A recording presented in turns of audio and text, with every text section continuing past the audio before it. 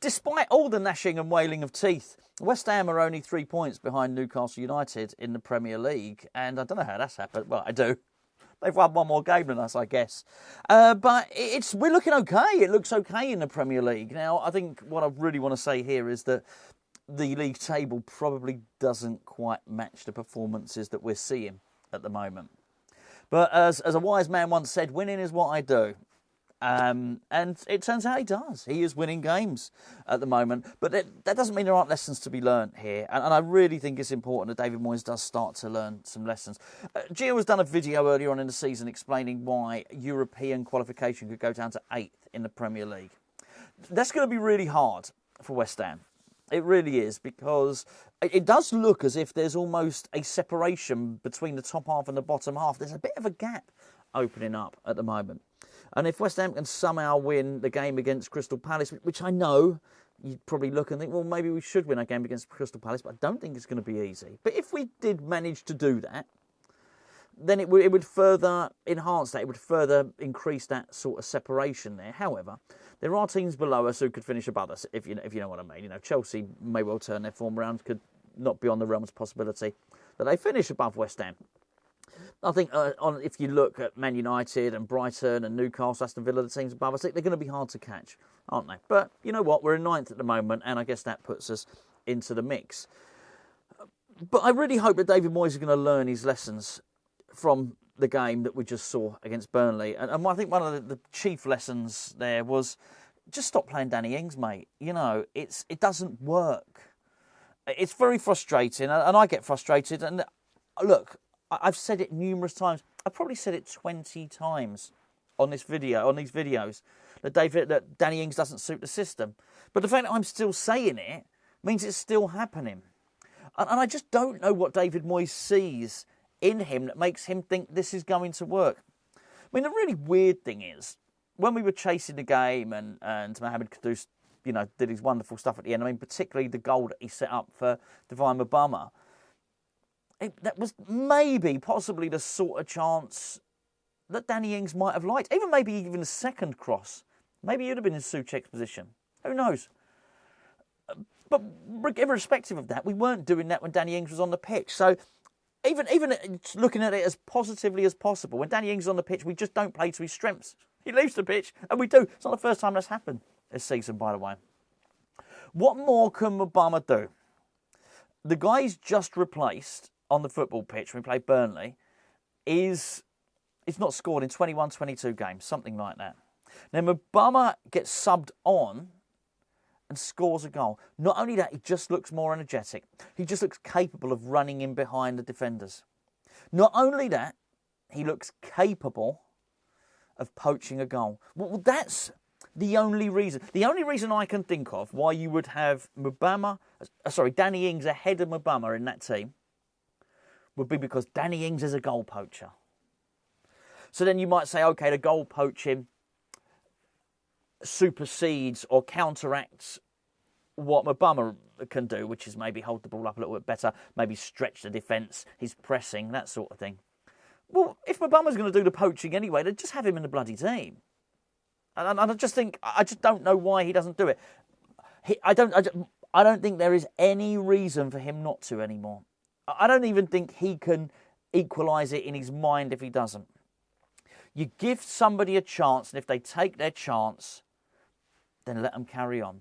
Now, it's probably going to be sod's law that Jarrod Bowen is back very, very soon. And I hope he is, by the way, because we cannot keep being the second best team in games and hoping to win them, because it's just not, it's not good. It's not clever at all. But if Bowen is back, then Bowen is surely, if I was in David Moyes' position, I'd wait for the Crystal Palace game to bring Bowen back. I would not use him in Europe. I would not use him on Thursday. No way. What I would do, I think, is it Freiburg or is it Bakatapala? Whoever it is, I would use Mubama. He's going to have to choose a different striker to play from the start. Play Mubama. Mubama's played himself into contention as the reserve striker, as the first player off the bench. Even if Antonio doesn't come back until January, we all know that in the games that really matter, Bowen will start up front. And that's fine. I'm absolutely fine with that. in many respects, there's an argument to be made that Kudus has made the right-hand side his own. He was that good. He makes a difference. He really does. And I'm not saying that Bowen doesn't. Bowen is up there in the top scorers in the Premier League, and rightly so. You know, Bowen plays. But if what we're saying is Bowen has a little bit more flexibility in his position, and don't get me wrong, I still do think that Kudus is probably ultimately going to end up playing an attacking midfield for West Ham, which is cool. But I think as long as they're both in the team, that's absolutely fine, right? But the first guy off the bench, the first guy that David Moyes looks to when his strikers are not ready, has up to this point been Danny Ings. It's got to be Mubama now. It really has to be. He's taken his chance. It's all very well saying the words and speaking the words. I'm not talking about Moyes here. I'm talking about Mubama. I'm talking about, you know, some of the stories that came from sources close to him this week. And it was very much a case of, it's not just all about money. I want to be given a chance. Well, why does he want to be given a chance? He wants to be able to prove himself. I mean, it's stage one done, isn't it, on that? Okay, there's your chance. Wasn't 3 minutes at the end of the game. He was brought on 61 minutes. Not only was he brought on 61 minutes, we went and played he gave 7 minutes injury time, the referee, but he played 8.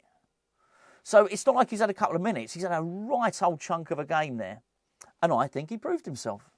I don't know. I think you'd have to be really mean to suggest that he didn't. Okay, look, was the goal the cleanest strike? It wasn't Thomas Souček's goal. Thomas Souček's was the better strike, right? But he still got the goal. He still did what Danny Ings couldn't. And as I've mentioned on numerous occasions, I feel a bit bad for Ings. I feel bad for anyone playing in that system that West Ham played. And the way, not just the system, the way we played. How were we that lethargic after an international break? I don't know. I mean, the great irony is, the person that should have been most knackered was Mohammed Kudus, because he had the back injury and he's had that long-haul flight from Cornwall. I promise I won't mention it again.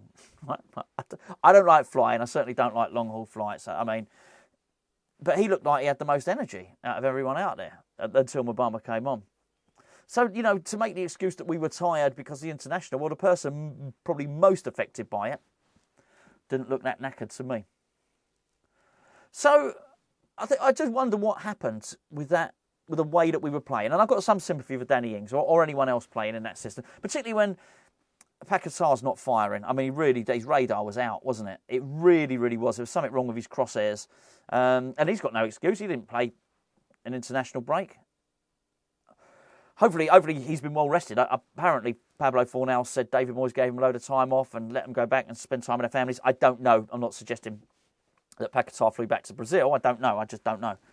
However, if that is the case, then they hopefully should, most of them, be able to handle what's coming up now, which load of games, which is weekend, midweek.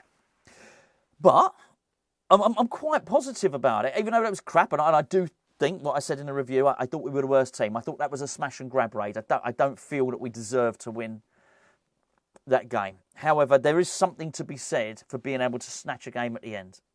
That year when Man United won the treble, they did it all the time.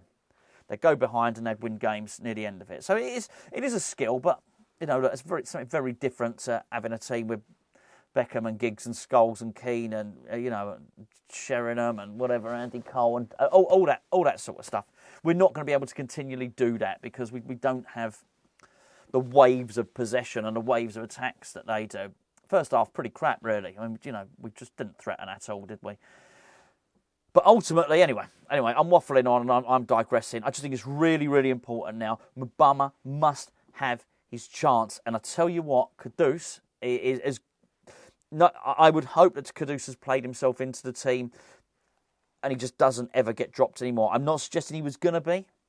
I didn't think he had a great game against Nottingham Forest. And I don't think he was great in the, was Olympiacos before that.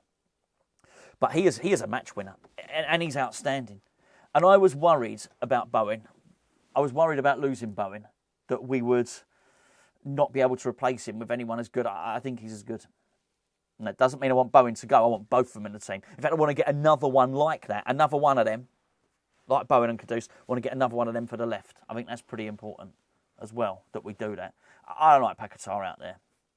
And when he's playing like that, he deserves to be hooked, really. I think he's wonderful. I'm a massive fan, Paquetá. I really am.